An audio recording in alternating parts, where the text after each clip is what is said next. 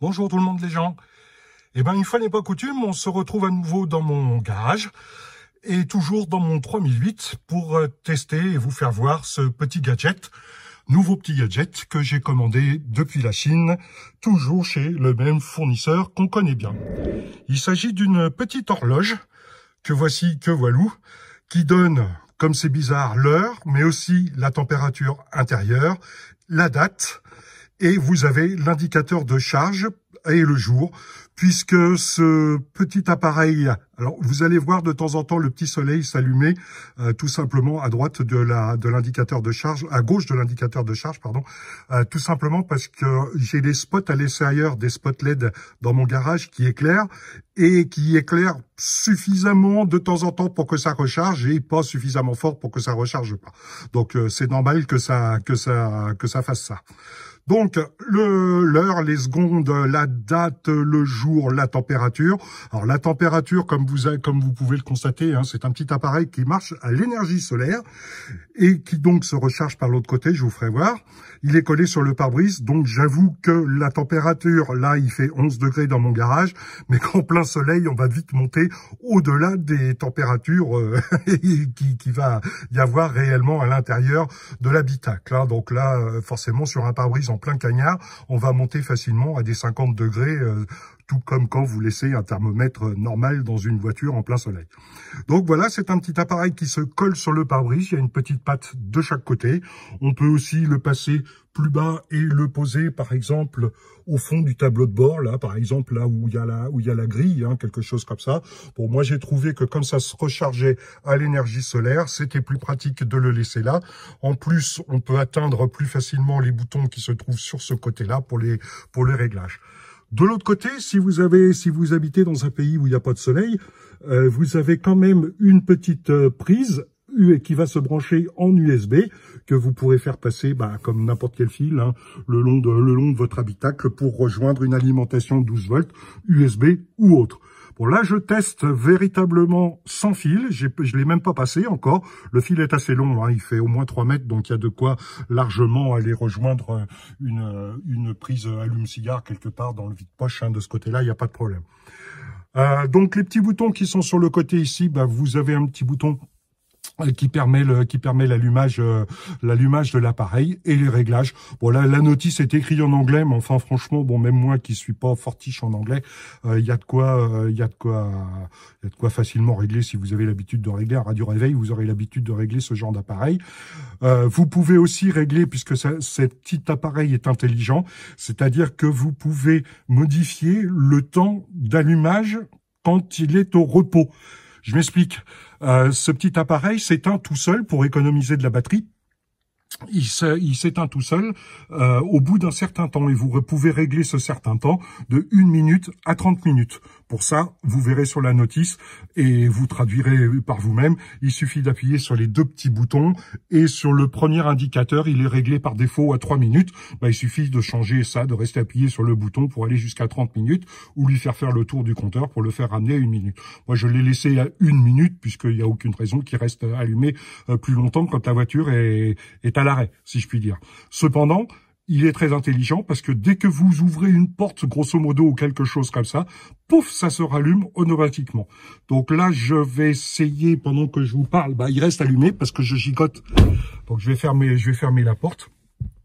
Je vais voir s'il détecte quelque chose. Ah, mais bon, c'est intelligent parce que la batterie est économisée.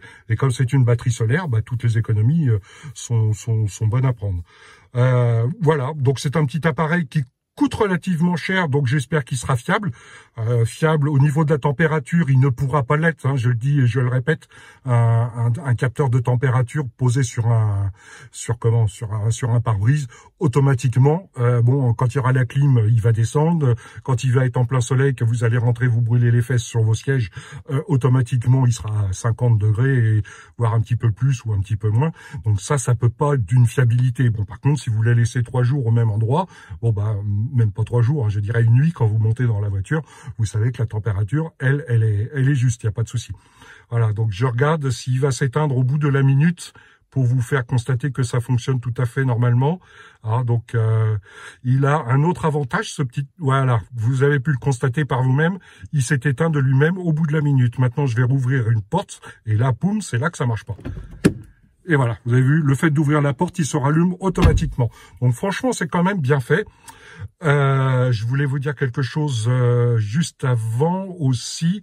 Oui, il est doté d'un petit capteur solaire qui permet à la luminosité de l'écran de diminuer quand il fait nuit. C'est-à-dire que quand vous n'avez pas trop de jour sur le capteur solaire que je vais vous faire voir...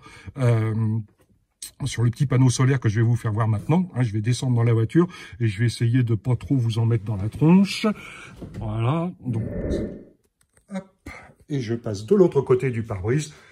Et comme vous pouvez le constater, hein, je l'ai mis, vous voyez, il y a le rétro ici, et il est collé de façon à pouvoir attraper le meilleur partie du soleil à l'extérieur. Donc on verra si la nuit ne doit pas consommer puisqu'il s'éteint, hein, donc quand la voiture est arrêtée, donc ça consomme pas, c'est pratique. Je vous dis, même avec mes spots, ils sont où? Mes spots, ils sont là, j'ai un spot ici et un de l'autre côté, il arrive à charger même avec la lumière artificielle. Donc je disais donc autre petit avantage, et là je vais revenir sur l'intérieur. Hop, hop, je vais filmer ça. Comme cela, et théoriquement, hop, j'ai bougé parce qu'il s'était éteint, hop, dès que je cache, alors ça va pas être flagrant, je pense pas, faut déjà que je trouve le bon angle, hop, vous voyez, bon, c'est pas flagrant, hein, parce que bon, l'éclairage est assez fort de l'autre côté, mais quand il fait nuit, le capteur solaire, automatiquement ne détectant plus de lumière, diminue la luminosité de l'écran à l'intérieur pour ne pas gêner, en l'occurrence, le passager, ni que ça attire l'œil du conducteur. Un petit appareil, bon, pas spécialement très bon marché, mais il est beaucoup plus cher sur des sites où c'est beaucoup plus rapide que de les avoir. Cependant, celui-là a été commandé en 10 jours, puisqu'il y avait une promo, un truc en 10 jours. Donc, il est arrivé dans les 10 jours, ce qui, bon, c'est pas vital, donc pour moi, il n'y avait pas besoin non plus que ça arrive hyper vite. Voilà. Donc un petit appareil que je vous conseille parce que ça peut être utile quand le contact est coupé sur une voiture. Ben, en général, si vous n'avez pas mis d'autres pendules ailleurs et si vous n'avez pas de montre, eh ben vous avez plus l'heure sur l'écran ici là. Ben, quand le contact est coupé, au bout d'un moment, il n'y a plus l'heure. Donc c'est tout bête. C'est un petit gadget. Moi j'aime bien les petits gadgets. Donc voilà, j'ai plus qu'à repasser un petit coup sur le pare-brise parce que pour une fois qu'il n'était pas trop sale, j'ai mis mes gros grands draps droits doigts sales dessus. Voilà, un petit tuto, donc j'espère que ça vous conviendra et que ça vous donnera éventuellement des petites idées de bricolage pour pas trop cher. Je vous souhaite une bonne journée, une bonne nuit, suivant l'heure à laquelle vous visionnerez ce petit tuto. Je vous souhaite plein de bonnes choses en tous les cas. À bientôt tout le monde les gens. Ciao, ciao.